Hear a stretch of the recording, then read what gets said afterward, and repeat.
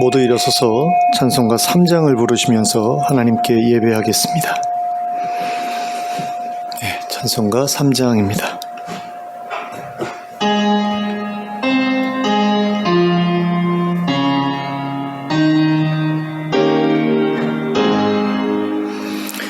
성부 성자와 성령 찬송과 영광 돌려보내세.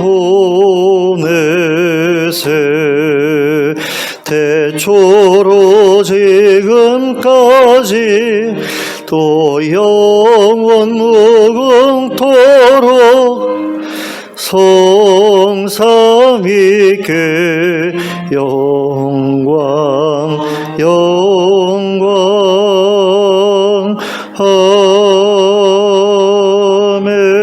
아멘. 함께 기도하겠습니다.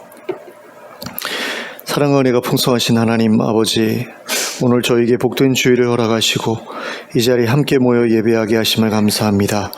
이 자리에 찾아와 주시길 원합니다. 성령으로 임하여 주시길 원합니다. 그리고 저희의 마음과 삶을 새롭게 하시길 원합니다. 하나님의 백성답게 살아갈 수 있도록 저에게 힘을 더하여 주시옵소서. 그래서 예수님처럼 의롭게 살아가면서 하나님의 영광을 세상에 보여줄 수 있는 저희 모두가 될 수 있도록 인도하여 주시옵소서. 예수 그리스도의 이름으로 기도하였습니다. 아멘.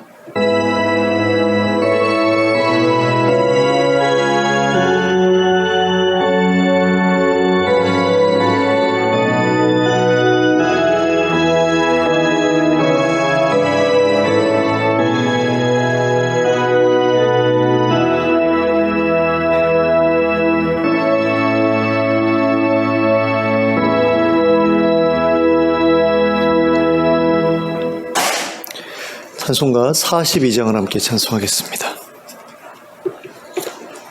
찬송가 42장입니다.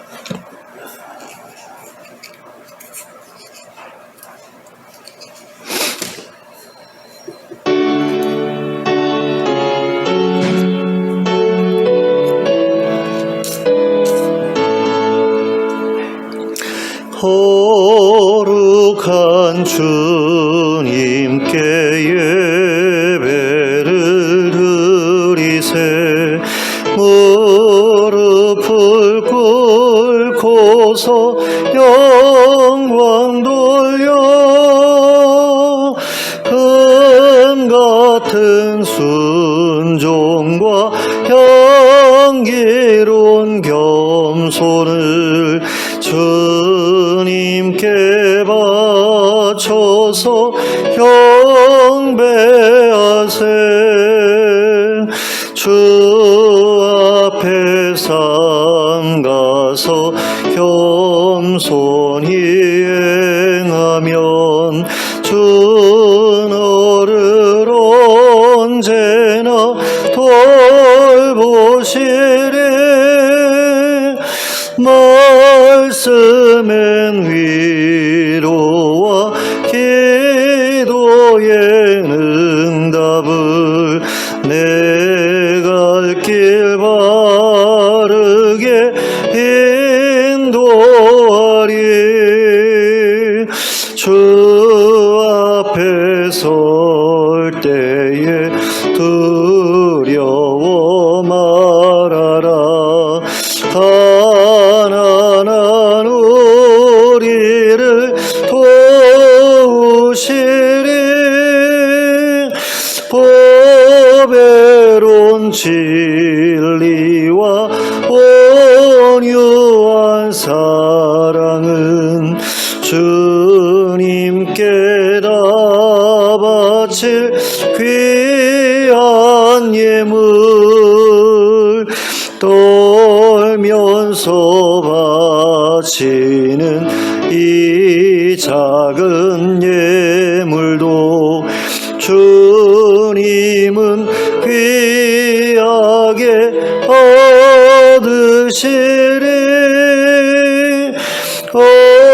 어두운 밤 지나고 새 아침 맞으니 믿음과 소망을 늘 주시리.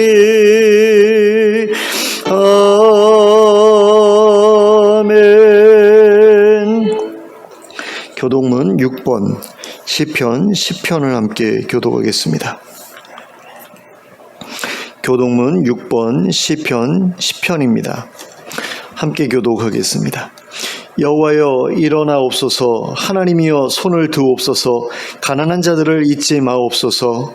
어찌하여 악인이 하나님을 멸시하여 그의 마음에 이르기를 주는 감찰하지 아니하시리라 하나이까.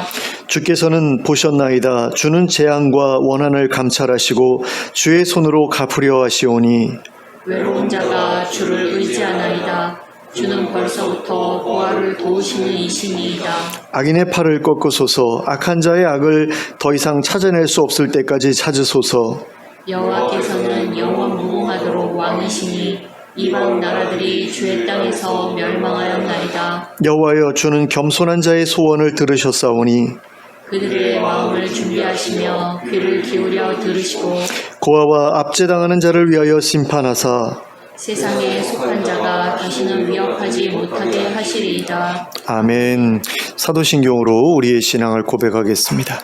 전능하사 천지를 만드신 하나님 아버지를 내가 믿사오며 그 외아들 우리 주 예수 그리스도를 믿사오니 이는 성령으로 잉태하사 동정녀 마리아에게 나시고 본디오 빌라도에게 고난을 받으사 십자가에 못 박혀 죽으시고 장사한 지 사흘 만에 죽은 자 가운데서 다시 살아나시며 하늘에 오르사 전능하신 하나님 우편에 앉아 계시다가 저리로서 산자와 죽은 자를 심판하러 오시리라. 성령을 믿사오며 거룩한 공회와 성도가 서로 교통하는 것과 죄를 사하여 주시는 것과 몸이 다시 사는 것과 영원히 사는 것을 믿사옵나이다. 아멘. 모두 자리에 앉으셔서 찬송가 200장을 부르시면서 하나님께 봉헌드리겠습니다. 찬송가 200장입니다.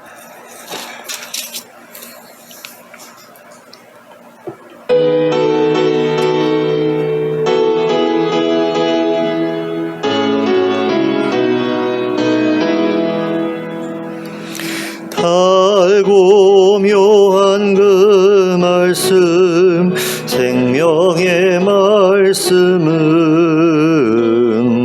귀한 그 말씀 진실로 생명의 말씀이 나의 길과 믿음 밝히 보여주니 아름답고 귀한 말씀 생명샘이로다.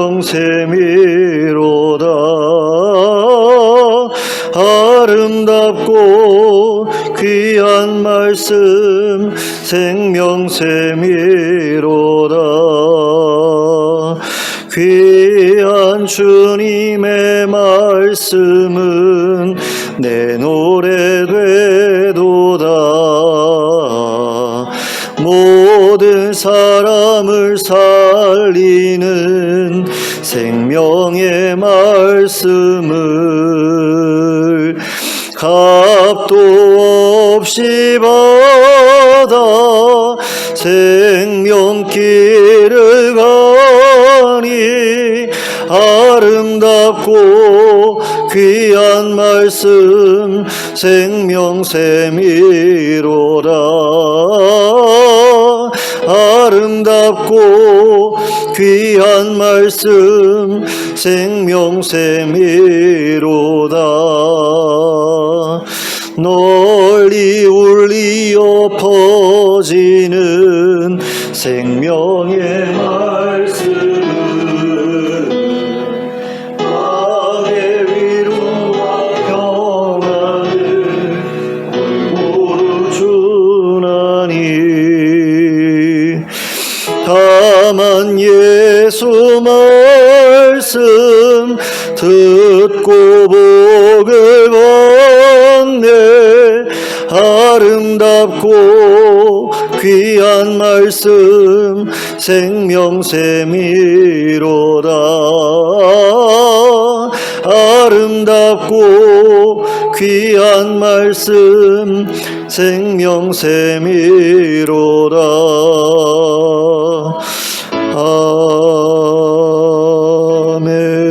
아멘.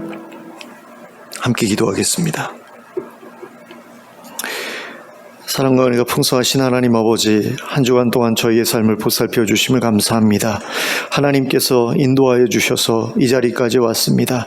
그동안 베풀어 주신 은혜가 참으로 많은데 우리가 그것을 잊고 살 때가 많습니다. 그래서 하나님께 감사하기보다 하나님께 서운해하고 원망할 때가 많은 것을 봅니다. 그러나 우리가 지금까지 받아온 것들을 계속해서 생각해 보면 하나님께 감사할 것뿐임을 하나님 우리가 인정하지 않을 수 없습니다. 하나님, 늘 하나님께 받은 것을 세워보면서 또 그것에 대해 감사하면서 또 앞으로 하나님께서 주실 것을 기대하며 살아가는 인생이 되게 하여 주시옵소서. 그래서 힘들고 어려운 일이 찾아올 때 하나님께 서운해하기보다 하나님께서 그것을 어떻게 이겨내게 하실지를 기대하고 또 갈망하며 하나님께 나아가 하나님을 더욱더 의지하는 저희 모두가 될 수 있도록 인도하여 주시옵소서. 그래서 저희의 삶이 늘 하나님과 동행하는 삶이 되게 하여 주시고 하나님이 주시는 힘으로 늘 우리에게 찾아오는 역경을 이겨내 나가는 그런 인생이 될 수 있도록 이끌어 주시옵소서. 또 하나님 아버지, 우리 가운데 있는 여러 가지 문제들을 하나님께 아뢰일 때 하나님 그 문제를 하나하나 하나님께서 해결해 주시거나 또는 저에게 해결할 힘을 주셔서 잘 이겨낼 수 있도록 도와주시길 간절히 원하나이다. 하나님, 저희에게 있는 질병을 고쳐주시길 원합니다. 저희 성도님들 가운데 질병으로 고통받는 분들, 또 노환으로 고통받는 분들 한 분 한 분 찾아가 주시고 만나 주시고 손 얹어 주시고 온전히 깨끗이 낫게 하여 주시길 간절히 원합니다. 또 경제적으로 어려움 가운데 있는 우리 성도님들에게도 하나님께서 찾아가 주셔서 그들의 필요를 채워 주시길 원합니다. 그들에게 일할 곳을 허락해 주시고 또 일할 수 있는 힘을 주시고 일할 마음을 허락하여 주셔서 하나님께서 맡겨주신 일들을 잘 감당하게 하시고 그것을 통해서 자신의 생계를 유지할 뿐만 아니라 주변에 힘들고 어려운 이들을 도울 수 있는 경제적인 넉넉함도 소유할 수 있도록 도와주시옵소서. 또 그리고 우리 교회 안에서 겪고 있는 여러 가지 힘들고 어려운 일들을 하나님께서 기억하시고 또 그 문제들을 해결해 주시기를 원합니다. 우리 교회가 힘을 얻을 수 있기를 원합니다. 우리 교회가 소망을 품게 되기를 원합니다. 그래서 다시 한번 많은 성도들과 더불어서 힘을 내어서 이 교회를 일으켜 세울 수 있기를 원합니다. 그래서 하나님의 나라를 이 지역사회에 보여줄 수 있는 교회가 되게 하여 주시고 하나님 많은 이들에게 복음을 전할 수 있는 교회가 될 수 있도록 이 교회를 사용하여 주시옵소서. 또 하나님 아버지, 세계 곳곳에 흩어져서 사역하고 계시는 많은 선교사님들을 기억해 주시고 그들을 돕고 있는 선교 단체들을 기억해 주시고 또 이 나라에서 사역하고 있는 선교사님들과 또 여러 NGO 단체들도 기억해 주시길 원합니다. 그래서 하나님의 종들이 하나님께서 원하시는 곳에서 힘있게 사역할 때 많은 열매들이 맺히는 것을 볼 수 있도록 역사하여 주시옵소서. 특별히 공산권과 이슬람 국가에서 사역하시는 선교사님들의 그 위험을 하나님께서 기억해 주시고 그들을 보호해 주시고 또 그들이 복음을 전해서 하나님을 알게 된 사람들이 하나님 자신들에게 찾아오는 핍박들을 잘 이겨내고 극복해낼 수 있도록 그리고 끝까지 믿음을 지킬 수 있도록 하나님 힘을 더하여 주시길 간절히 원합니다. 늘 성령으로 충만하게 하여 주셔서 하나님께서 살아계시며 그들과 함께 하신다는 증거를 그들이 날마다 보게 하시고 그럼으로써 자신의 믿음이 흔들리지 않도록 굳건히 붙잡는 자들이 다 될 수 있도록 은혜를 베풀어 주시옵소서. 또 하나님 아버지, 이 나라를 기억해 주시기를 원합니다. 경제적으로 어려움 가운데 있고 또 물가가 계속 올라서 힘들고 어려운 부분들이 있습니다. 또 하나님, 전기세, 가스비가 오르는 가운데 그것 때문에 힘들어하는 사람들도 많이 있는 것을 봅니다. 하나님 아버지, 이 나라의 경제가 안정될 수 있도록 도와주시고 또 하나님 아버지, 좌우 간에 나뉘어져서 이념 논쟁으로 나라가 분열되고 있는 것을 하나님께서 기억해 주시고 이 문제를 해결해 나갈 수 있는 지혜를 저희들에게 허락해 주시기를 간절히 원합니다. 하나님 아버지, 또 정말 위정자들이 국민들을 사랑하고 그들을 위해서 헌신할 수 있도록 하나님 그들의 마음을 주장하여 주시기를 원합니다. 그리고 일본에서 그 오염수 방류를 함으로써 많은 사람들이 해양 수산물에 대해서 두려움을 가지고 있는데 하나님 이 문제도 지혜롭게 해결해 나갈 수 있도록 허락해 주시길 원합니다. 어떻게 하는 것이 국민들을 위해 가장 좋은 방법인지 또 그리고 하나님께서 우리에게 맡겨주신 이 지구를 지키는데 가장 도움이 되는 방법인지를 생각하게 하시고 정말 바른 방향으로 이 문제를 해결해 나갈 수 있도록 도와주시길 원합니다. 그리고 지구촌에 계속해서 일어나고 있는 전쟁과 또 홍수와 기근과 지진과 같은 그런 일들이 하나님 더 이상 저희들의 삶을 파괴하지 못하도록 하나님 막아주시길 원합니다. 그리고 혹시라도 그것이 하나님 우리들의 범죄에 대한 그런 심판이라고 한다면 저희가 저희의 죄를 온전히 깨닫고 하나님 앞에 회개할 수 있도록 허락해 주시고 그것이 돌이킬 수 없을 정도로 쌓여온 저희들의 죄에 대한 결과라고 한다면 하나님 그 문제들이 정말 결국에는 예수 그리스도의 재림과 연결되는 그런 문제라는 것을 기억하면서 예수님이 재림하시기 전에 속히 회개하고 돌이키는 그런 일들이 우리 가운데 있게 하여 주시옵소서. 예수님께서 다스리시는 그 나라에서 살아가기를 소망하면서 하나님 이 세상이 망하고 새로운 세상이 세워지는 것에 대해서는 별로 기대하지 않는 그런 기독교인들도 많은 것을 봅니다. 그러나 새로운 하나님 나라가 세워지기 위해서는 이 땅의 나라들이 망하고 하나님 이 세상이 완전하게 진멸되는 그런 일들이 필요한데 그런 과정에 있어서 우리가 어떠한 마음가짐과 어떠한 자세를 가지고 그날을 맞이해야 될 것인가를 고민하게 하여 주시기를 원합니다. 그래서 그날이 이르렀을 때 우리 가운데 한 사람도 버려지는 자들이 없게 하여 주시고 모두가 하나님께 부르심을 받아서 하나님 앞에 당당하게 설 수 있도록 준비된 상태에서 하나님 앞에 나아갈 수 있도록 저희를 이끌어 주시옵소서. 그래서 아무도 두려움 없이 하나님 앞에 서는 날이 속히 올 수 있도록 이끌어 주시옵소서. 하나님이 예배 가운데 저희가 드리는 찬양과 기도와 예물을 하나님 기쁘게 받아주시길 원합니다. 그리고 저희가 드린 예물이 하나님의 뜻 가운데서 온전히 사용될 수 있도록 허락해 주시길 원합니다. 그리고 이 시간에 하늘의 신령한 복으로 저희에게 복 주시길 원합니다. 하나님의 말씀으로 저희들의 심령을 새롭게 해주시고 하나님의 성령으로 저희들의 심령을 깨끗하게 정결하게 만들어 주시고 하나님의 뜻대로 살아갈 마음과 또 힘을 허락하여 주셔서 우리가 이 예배를 마치고 돌아간 그 자리에서 하나님의 아름다운 그런 모습을 드러낼 수 있는 하나님의 백성다운 모습으로 살아갈 수 있도록 인도하여 주시옵소서. 이 모든 말씀을 예수 그리스도의 이름으로 기도하였습니다. 아멘.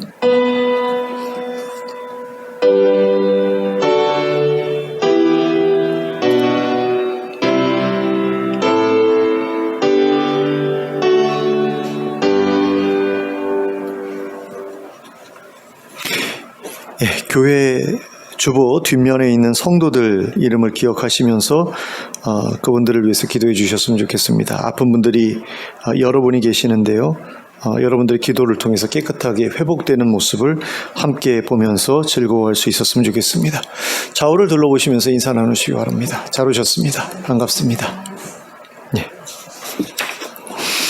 하나님의 말씀 사도행전 10장 24절부터 33절까지의 말씀을 함께 보시겠습니다.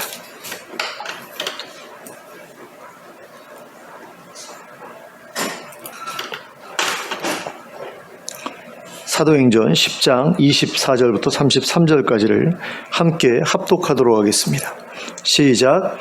이튿날 가이사랴에 들어가니 고넬료가 그의 친척과 가까운 친구들을 모아 기다리더니 마침 베드로가 들어올 때에 고넬료가 맞아 발 앞에 엎드려 절하니 베드로가 일으켜 이르되 일어서라 나도 사람이라 하고 더불어 말하며 들어가 여러 사람이 모인 것을 보고 이르되 유대인으로서 이방인과 교제하며 가까이 하는 것이 위법인 줄은 너희도 알거니와 하나님께서 내게 지시하사 아무도 속되다 하거나 깨끗하지 않다 하지 말라 하시기로 부름을 사양하지 아니하고 왔노라. 묻노니 무슨 일로 나를 불렀느냐. 고넬료가 이르되 네. 내가 나흘 전 이맘때까지 내 집에서 제9시 기도를 하는데 갑자기 한 사람이 빛난 옷을 입고 내 앞에 서서 말하되 고넬료야 하나님이 내 기도를 들으시고 내 구제를 기억하셨으니 사람을 요빠에 보내어 베드로라 하는 시몬을 청하라. 그가 바닷가 무두장이 시몬의 집에 유숙하느니라 하시기로 내가 곧 당신에게 사람을 보내었는데 오셨으니 잘하였나이다. 이제 우리는 주께서 당신에게 명하신 모든 것을 듣고자 하여 다 하나님 앞에 있나이다. 아멘. 베드로가 고넬료의 청함을 받아 가이사랴에 있는 그의 집에 이르렀을 때에 고넬료는 그의 친척과 가까운 친구들을 집에 모아놓고 기다리고 있었습니다. 고넬료는 하나님께서 자신에게 베드로를 청하라고 하신 이유가 베드로가 전해주는 하나님의 말씀을 들으라는 것이라고 생각하고 있었습니다. 베드로가 전하는 복음, 베드로가 전하는 설교를 들으라고 하신 것으로 이해하고 있었습니다.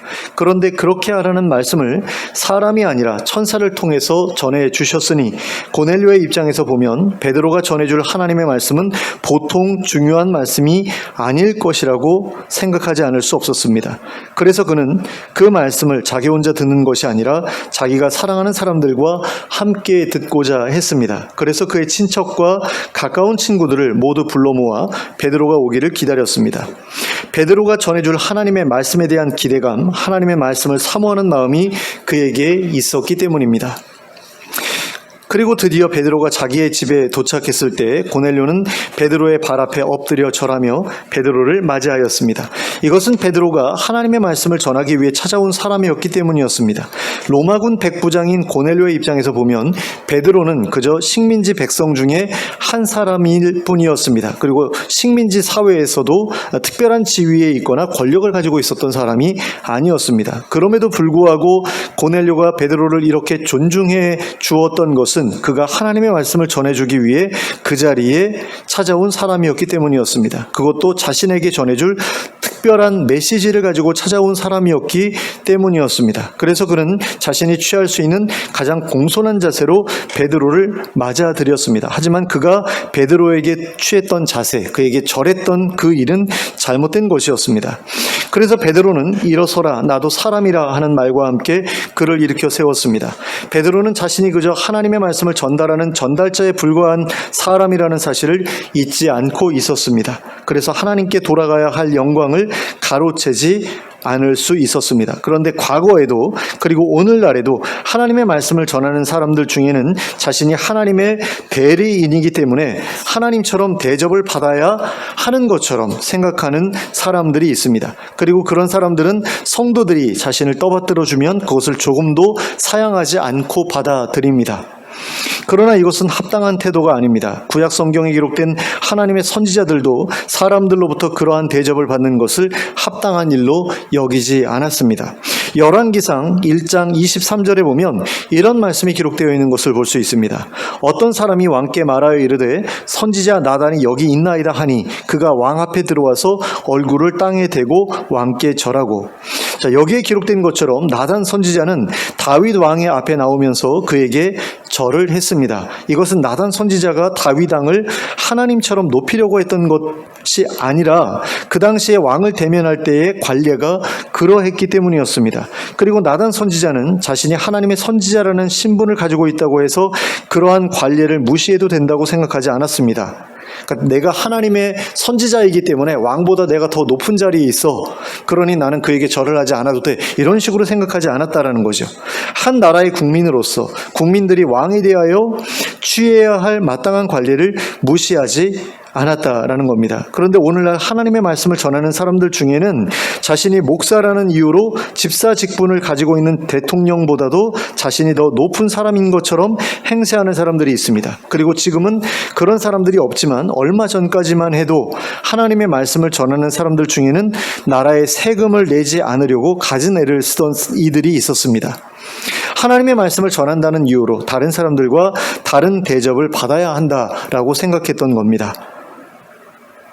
하나님의 말씀을 전하기 때문에 나는 특별한 사람이야 라는 생각을 가지고 있었기 때문이라는 거죠. 그래서 국민으로서 마땅히 이행해야 할 의무도 저버리고 국민으로서 마땅히 존중해 주어야 할 국가 지도자들도 무시하고자 했던 것입니다. 그러나 하나님의 말씀을 대언했던 선지자들도 또 예수님의 사도였던 베드로도 그들처럼 행동하지는 않았습니다. 그러므로 자신을 하나님의 말씀을 맡은 사람이라고 생각한다면 마땅히 선지자와 사도들이 그랬던 것처럼 겸손히 처신해야 합니다.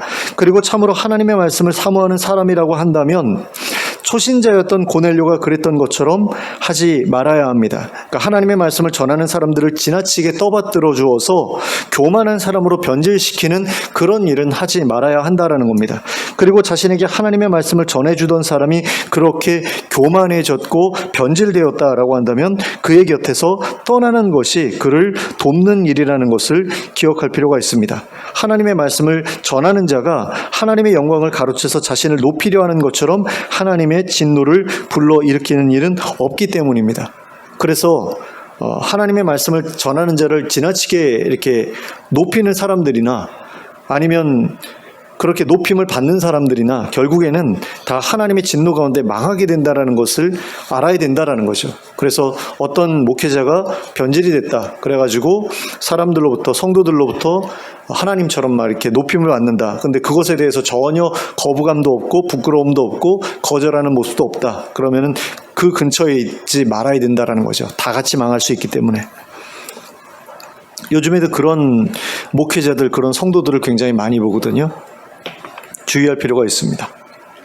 베드로가 고넬료의 집에 들어갔을 때 그는 고넬료의 가족 외에도 수많은 사람들이 그 자리에 모여 있는 것을 보았습니다. 그리고 그러한 모습은 베드로를 굉장히 당황스럽게 했습니다. 율법에 따라서 부정하다고 생각해왔던 이방인들이 한두 사람도 아니고 십수명, 어쩌면 수십 명이 되었을 수도 있는데요. 그렇게 많은 사람들이 한자리에 모여 있었기 때문입니다. 그리고 자신은 그 많은 사람들과 어울려야 되는 그런 상황에 처하게 되었기 때문입니다. 그래서 베드로는 하나님의 율법에서 금하고 있던 그 일을 저지르려 하고 있는 자신을 다시 한번 격려하기 위해서, 그래서 용기를 얻기 위해서 다음과 같이 말했습니다. 28절과 29절 말씀입니다.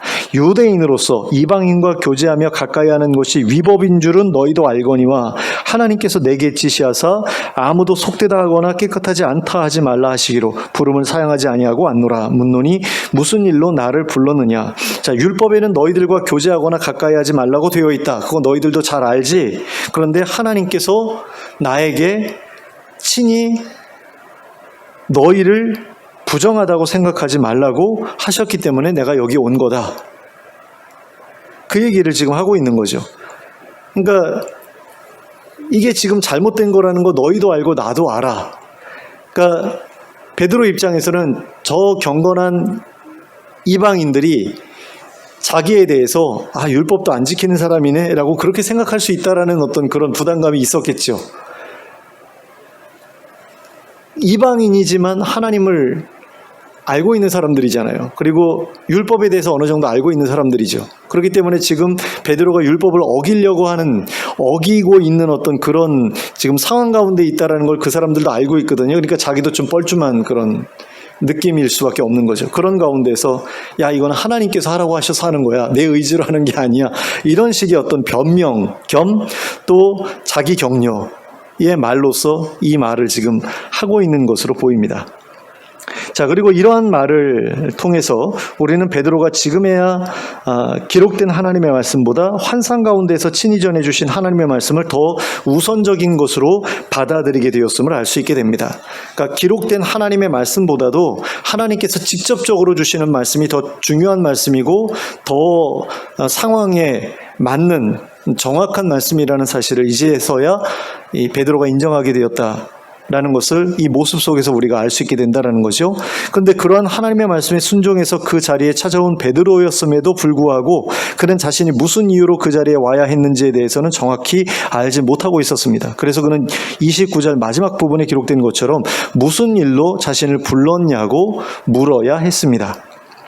그리고 우리는 베드로의 이러한 태도를 통해 그가 아직까지도 예수님께서 자신에게 맡겨주신 사명이 무엇인지에 대해 온전히 깨닫지 못하고 있었다는 사실을 알 수 있게 됩니다.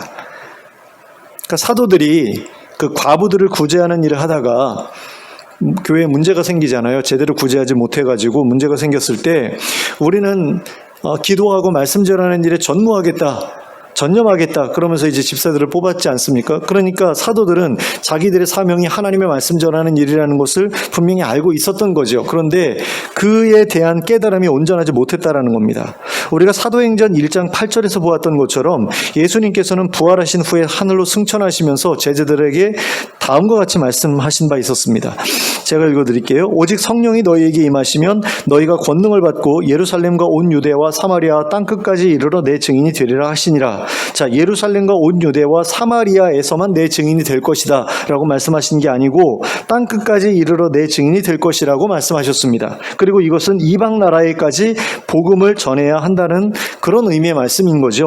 하지만 베드로는 이 말씀을 잘못 이해하고 있었다라는 겁니다. 그는 이 말씀을 이방인에게도 복음을 전해야 한다, 복음을 전해라 이런 말씀이 아니라 땅끝까지 가서 거기에 흩어져서 살고 있는 디아스포라 유대인에게도 복음을 전해야 한다 이런 식으로 이해를 하고 있었다라는 거죠. 그러면 그가 그렇게 이해하고 있었던 이유는 무엇이겠습니까? 이방인들은 부정한 사람들이고 그러한 이방인들은 복음을 들을 자격이 없다라고 생각하고 있었기 때문입니다. 그래서 베드로는 유대에 있을 때에도 유대인들에게만 복음을 전했고요. 사마리아에 있을 때에는 사마리아 사람들에게까지만 복음을 전했습니다. 그렇기 때문에 사마리아에 있던 가이사랴에 와서도 이방인인 고넬료에게 복음을 전해야 한다고는 조금도 생각하지 못하고 있었던 겁니다. 지금 베드로가 와 있는 장소가 가이사랴거든요. 근데 가이사랴를 지도상으로 보니까요, 그 지중해와 맞닿아 있는, 그리고 사마리아에 소속되어 있는 그런 도시예요. 해안가 도시입니다. 그러니까 항구 도시죠. 그래서 거기가 어떤 그 로마군의 전략적 요충지였는데 여기는 사마리아에 속한 지역이에요. 근데 사마리아에 와서 베드로가 복음을 전했던 적이 있죠. 언제요? 빌립 집사가 사마리아에 와서 복음을 전해가지고 놀라운 부흥이 일어났을 때 그를 돕기 위해서 베드로와 요한이 파송이 되잖아요. 그래서 사마리아에서 복음을 전하고 그 인근 지역을 돌아다니면서 복음을 전했거든요. 그때 어쩌면 가이사랴까지 왔을 수도 있어요. 근데 그때도 사마리아 사람들에게만 복음을 전했지 이방인들한테는 복음을 전하지 않았던 거죠.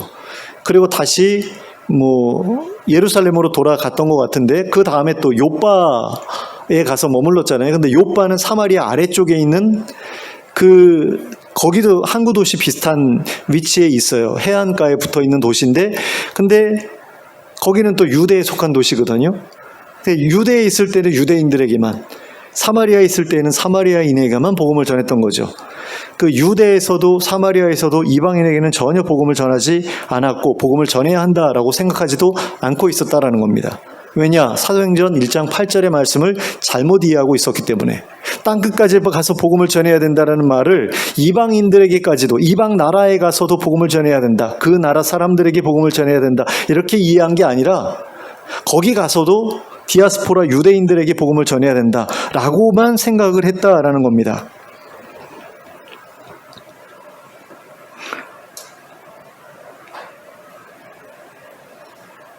그래서 베드로는 자신이 하나님의 복음을 전해야 할 사명을 가진 사람이라는 사실을 알고 있었음에도 불구하고 또 그렇게 많은 사람들이 자신이 전해주는 하나님의 말씀을 듣고자 모여 있었음에도 불구하고 자기가 그들에게 복음을 전해야 한다라는 생각은 전혀 하지 못하고 있었던 겁니다. 그러면 그는 과연 무슨 생각을 하면서 그 자리에 왔을까요? 도대체 이 사람들이 나를 무슨 이유로 불렀다라고 생각하면서 그 자리에 왔던 것일까요? 그는 아마도 자신이 요빠에서 했던 것처럼 죽은 사람을 다시 살려내거나 아니면 중한 병에 걸려있는 사람을 고쳐주는 일을 해달라는 부탁을 받을 것이라는 생각을 하고 그 자리에 왔던 것 같아요. 그 정도까지는 내가 해도 되는 일이야 라고 생각하는 그런 마음으로 왔을 것 같습니다. 왜냐하면 베드로가 예수님하고 같이 다닐 때 예수님도 로마 백부장의 집에 가서 사람을 고친 적이 있었거든요. 그것도 죽었던 그 백부장의 딸을 다시 살려냈던 적이 있잖아요. 그러니까 예수님은 랍비였는데 유대인들이 랍비라고 생각했는데 그 랍비라는 신분을 가지고 이방인의 집에 찾아가셨고 또 거기서 죽은 사람을 살리셨거든요. 그 어떤 사람들은 그거 가지고 손가락질했겠죠. 어떻게 랍비가 로마인의 집에 들어갈 수가 있지? 이런 식으로 했을 수도 있어요. 그런데 또 사람들 이야기를 들어보면 이 사람은 우리에게 좋은 일을 많이 해줬기 때문에 이 사람은 돕는 게 마땅합니다. 그러면서 유대의 장로들이 와가지고 또 부탁하는 그런 일들도 있었잖아요. 어쨌든 간에 이런 일을 예수님께서 예전에 하신 적이 있었기 때문에 베드로는 나도 그 정도는 할 수 있다라고 생각하고 있었을 거예요. 형제들이 야 너는 어떻게 이방인의 집에 가서 그런 일을 할 수가 있어? 그러면 예수님도 예전에 사역하실 때 그러셨는데 뭐 어때? 뭐 이런 식으로 이렇게 변명할 수 있는 여지가 있었다라는 거죠. 그래서 아마도 그런 일을 나에게 부탁하지 않을까 그런 생각을 하면서 그 자리에 갔을 거예요. 그런데 막상 그 자리에 도착하고 보니 그 자리에 있던 이방인들이 바랬던 것이 병을 고쳐달라는 것이 아닌 듯하다라는 느낌을 받게 된 거죠. 병을 고쳐달라고 할 것이었으면 병자가 그 방 안에 있어야만 했을 것이고 또 사람들도 그렇게 많이 모여 있을 필요가 없죠. 그 환자의 가족들 정도만 있어도 되는데 우우하고 이렇게 모여 있었다라는 거예요. 학생들이 강의 들으려고 모여 있는 것처럼 그렇게 줄 맞춰서 쫙 앉아 있는 그런 모습을 봤을 때 이건 병 고쳐달라고 부른 게 아닌구나 라는 사실을 깨닫게 된 거죠. 근데 그런 상황 가운데서 그런 말씀을 전해달라고 부른 거겠지라고 생각을 해야 되는데 그런 생각도 할 수 없을 정도로 이 사람이 유대교인으로서의 그 어떤 그 기존의 관념에 고정관념에 꽉 사로잡혀 있었다라는 겁니다. 그래서 도대체 뭘 해달라고 나를 부른 거냐 물어볼 수밖에 없었다라는 거죠. 그랬더니 고넬료가 뭐라고 대답합니까? 30절부터 33절까지 기록된 말씀으로 이야기를 하죠. 다시 한번 보겠습니다. 고넬료가 이르되 내가 나흘 전 이맘때까지 내 집에서 제 구시 기도를 하는데 갑자기 한 사람이 빛난 옷을 입고 내 앞에 서서 말하되 고넬료야 하나님이 내 기도를 들으시고 내 구제를 기억하셨으니 사람을 요바에 보내어 베드로라 하는 시몬을 청하라. 그가 바닷가 무드장이 시몬의 집에 유숙하느니라 하시기로 내가 곧 당신에게 사람을 보내었는데 오셨으니 잘하였나이다. 이제 우리는 주께서 당신에게 명하신 모든 것을 듣고자 하여 다 하나님 앞에 있나이다. 자, 그런데 여기서 고넬료가 말하고 있는 것을 보면 하나님께서 천사를 통해서 고넬료에게 전해주신 말씀 가운데에도 베드로를 청해서 복음을 들어라 라는 말씀은 포함되어 있지 않았던 것을 볼 수 있습니다. 하나님께서는 그저 고넬료에게 베드로를 청하라고 하셨을 뿐입니다. 그 외에 다른 말씀은 하지 않으셨습니다. 그리고 이것은 사도행전 10장의 초반부에 기록되어 있는 실제 사건에 대한 기록에 있어서도 확인할 수 있는 부분입니다. 사도행전 10장 5절과 6절 말씀입니다. 내가 지금 사람들을 요바에 보내어 베드로라 하는 시몬을 청하라. 그는 무두장이 시몬의 집에 유숙하니 그 집은 해변에 있다 하더라. 자, 이처럼 하나님께서는 고넬료에게 그저 베드로를 청해라 라고까지만 말씀하셨을 뿐입니다. 그러나 고넬료는 하나님께서 그렇게 하라고 하신 이유를 곧바로 깨달았습니다. 그것은 바로 베드로를 통해 하나님께서 전해주실 말씀이 있으시다는 것이었습니다. 하나님께서 베드로를 통해 전해주시는 말씀을 들어야 한다. 그런 의미에서 베드로를 청하라고 하셨다는 것을 곧바로 알아차렸다는 거죠. 그래서 그는 자신의 가족과 친척과 친구들을 모두 모아 베드로가 전해주는 하나님의 말씀을 듣고자 했습니다. 천사를 통해 들으라고 하신 그 말씀은 자신의 인생뿐만 아니라 그 말씀을 듣는 모든 사람들의 인생에도 중요한 변화를 가져올 말씀이 분명했기 때문입니다. 그래서 고넬료는 하나님께서 베드로에게 전하라고 말씀하신 모든 것을 듣고자 하였습니다. 33절 후반부의 말씀입니다. 이제 우리는 주께서 당신에게 명하신 모든 것을 듣고자 하여 다 하나님 앞에 있나이다.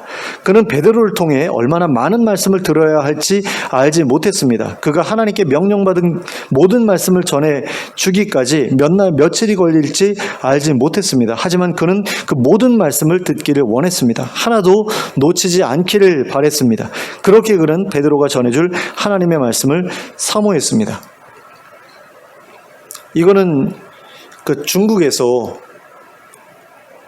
기독교가 무섭게 이렇게 확장되기 시작할 때 벌어졌던 90년대에 벌어졌던 그 일을 떠올리게 해요. 그때 이제 한국 목사님들이 또는 선교사님들이 그 지역에 들어가잖아요. 그러면 거기에는 이제 신학교육을 제대로 받은 목사님들이 별로 없기 때문에 한국에서 목사님이 왔다 그러면은 너무너무 그렇게 반가워하면서 맞아 드렸다고 그래요. 그래가지고 이제 설교를 전하는데 이제 통역을 해가면서 이제 설교를 전하는데 2시간, 3시간씩 말씀을 전하는데도 사람들이 만족을 못하는 거예요. 5시간, 6시간 정도는 전해야 그래도 우리가 말씀을 들었다라고 하면서 만족해 하더라는 거죠. 그래서 찬송을 불러도 1시간, 2시간씩 막 부르고 찬송가 중엔 또 우리는 보통 많으면 5절, 6절이잖아요. 근데 뭐 10절, 20절 뭐 이런 찬송가도 있고 그 정도로 이렇게 하나님의 말씀 듣는 것과 찬송하는 것을 너무나 사모했던 그런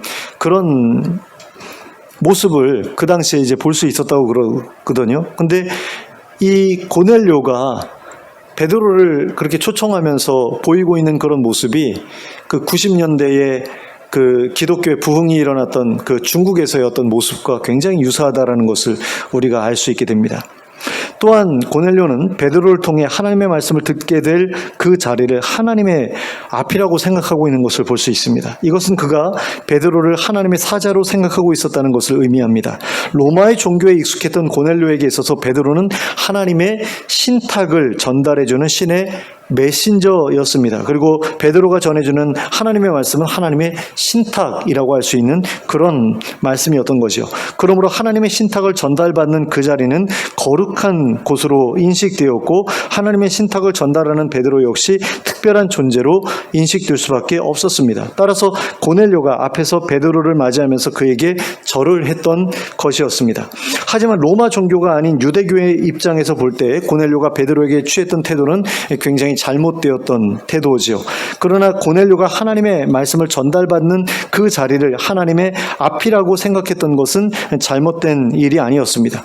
우리가 사극에서 흔히 볼 수 있는 것처럼 왕의 조서를 전달받는 신하는 왕궁이 있는 방향을 향해 절을 한 후에 부복한 상태에서 엎드린 상태에서 왕의 조서를 전달받았습니다. 자신이 왕 앞에서 왕이 직접 말하는 것을 듣는 것처럼 행동했습니다.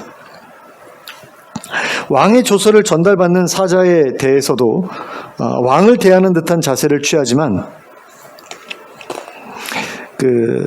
그것은 그가 왕의 조서를 읽고 있는 순간에 하나여 그런 것일 뿐이지 조서를 전달하는 일이 끝나면 원래의 지위에 걸맞게 대우했습니다. 하지만 왕의 조서를 전달받는 그 순간 그 자리는 왕이 실제하고 있는 것과 같은 자리가 되었습니다.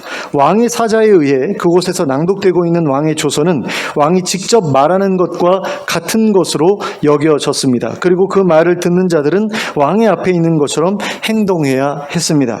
왕의 앞에 엎드린 것처럼 엎드린 상태에서 그 말을 청종해야 했습니다. 우리가 하나님을 우리의 왕으로 생각한다면 그리고 그분의 말씀을 귀하고 중한 것으로 생각한다면 하나님의 말씀을 듣는 우리의 자세도 그와 같아야 합니다. 물론 형식까지도 똑같을 필요는 없을 겁니다. 하지만 마음가짐만큼은 다르지 않아야 합니다. 하나님의 말씀을 들을 때 왕의 말씀을 듣는 것처럼 생각해야 합니다. 사실 왕보다도 신이 높기 때문에 신의 말씀으로 생각하는 것이 맞습니다. 하지만 오늘날에는 왕이라고 하는 존재의 권위도 신이라는 존재의 권위도 사람들에게 그렇게 와닿지 않는 것이 되어버렸습니다. 왕이 절대 권력을 가지고 있었던 중세와는 다르게 오늘날의 국가 지도자는 그저 5년짜리 공무원에 불과한 것이 되어버렸기 때문입니다. 또한 신을 절대적으로 여겼던 과거와는 다르게 그 존재조차 의심하는 시대가 되었기 때문입니다.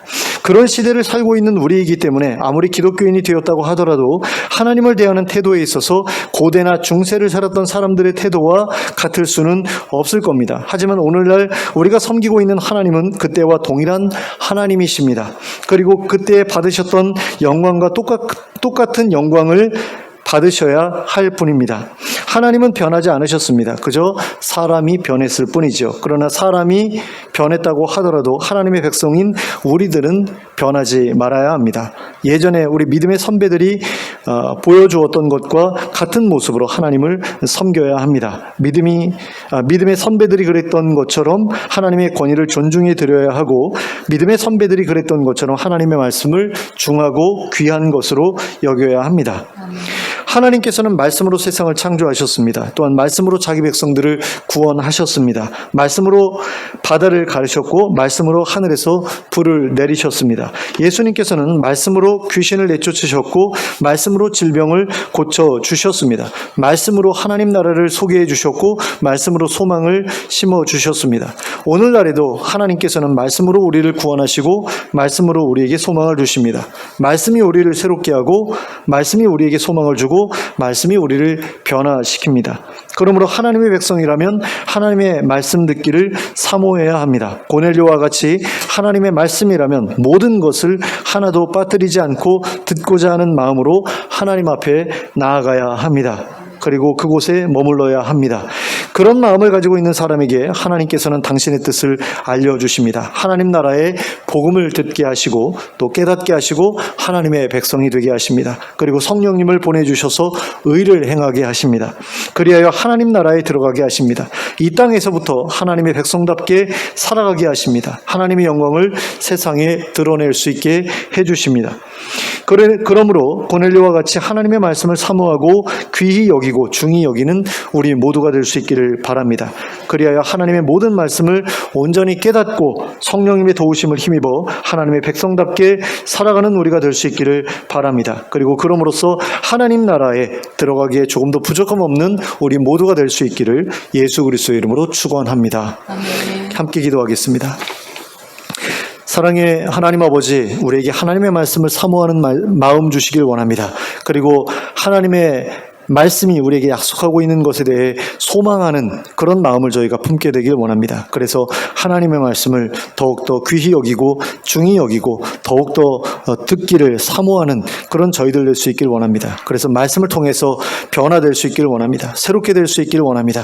소망 품을 수 있게 되길 원하고 구원 얻게 되길 원합니다. 그리고 그렇게 말씀을 사모하는 자에게 허락하시는 하나님의 성령님을 모실 수 있게 되길 원합니다. 그래서 성령님의 도우심을 힘입어 하나님 앞에 의롭게 살아갈 수 있게 되길 원하고 하나님의 백성답게 변화될 수 있기를 원합니다. 그래서 하나님 앞에 섰을 때 부끄러움 없이 설 수 있는 저희 모두가 될 수 있기를 원합니다. 하나님, 이 마음을 하나님 저희가 절대로 잊어버리지 않게 하여 주시고 꽉 붙잡게 하여 주시고 정말 간절히 소망하게 하여 주시기를 원합니다. 그래서 흔들림 없이 하나님의 말씀을 붙들고 늘 하나님의 말씀을 의지해서 살아가는 저희 모두가 될 수 있도록 인도하여 주시옵소서.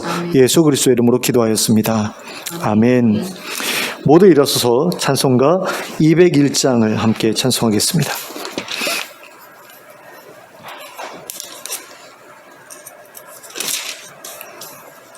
찬송가 201장을 함께 찬송하겠습니다.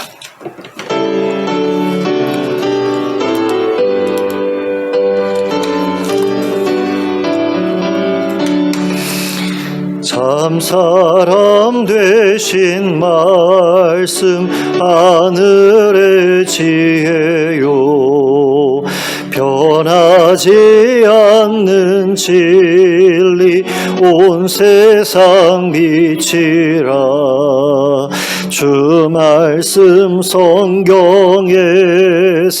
찬란히 빛나고 내 길에 등불 되니 늘 찬송하리라 주께서 세운 교회 이 말씀 받아서 그 귀한 빛을 비춰 온 세상 밝힌다 귀중한 성경 말씀 금보다 귀하고 주님의 귀한 모습 잘 드러내도다 이 말씀 깃발처럼 드높이 날리니 어두운 바다 위에 등대와 같도다 이 고해 같은 세상 나 평생 지낼 때 그 말씀 나의 길에 등불이 되도다. 주님의 몸된 교회 빛나는 등 되어 이 세상 만민 앞에 비추게 하소서. 저 방황하는 길손 이 등불 따라서 주 얼굴 볼 때까지 잘 가게 하소서. 아멘. 함께 기도하겠습니다.